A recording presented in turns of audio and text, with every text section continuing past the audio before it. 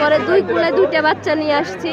আসার পরে আমার ডেনা লাগে গেছে। আমি বড় বাচ্চা, ওকে বলছি আব্বু একটু তুমি হাঁটে চলো।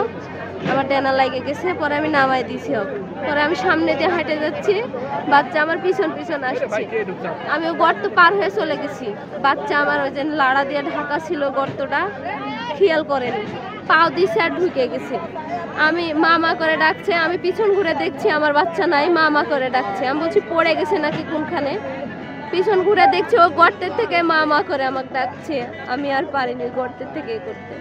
তারপরে আমি বাচ্চা আমার কুলে আছে 3 মাসেরটা, আমি বাচ্চা নিয়ে কান্দাকাটি শুরু করছি যে আমার বাচ্চা নিচে নেমে চলে গেল। পরে যাই যে জায়গা থেকে শুনিছে সবাই ছুটাছুটি করে দৌড়ে আসছে, আসে দেখছে ওই কীভাবে তুলবে, ওটা তো নিচে চলে গেছে। আমার শ্বশুর ছিল, আমার শ্বশুর বলছে আপনারা ইয়ে করেন না, থামেন থামেন দেখি, এরকম করে ছুটাছুটি করতে করতে পরে তো বাচ্চা নিচে চলে গেছে। আর তো কান্নাও শোনা যাচ্ছে না, আম্মু আম্মু ডাকও শোনা যাচ্ছে না। আপনার কয়টা সন্তান? 3টা। এই সাজিদ কয় নাম্বার? 2 নাম্বার। 2 নাম্বার। আর বড়টা কত বড়?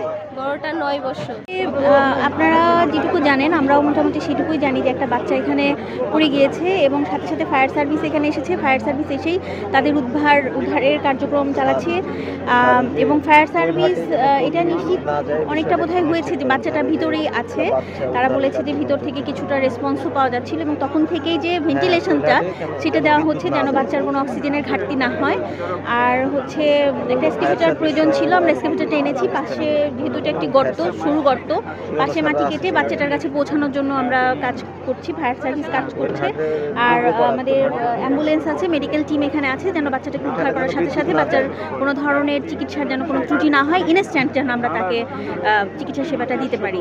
3:30টার দিকে আমরা সংবাদ পেয়েছি এলাকায় একটা বাচ্চা পাইপের ভিতর পড়ে গেছে।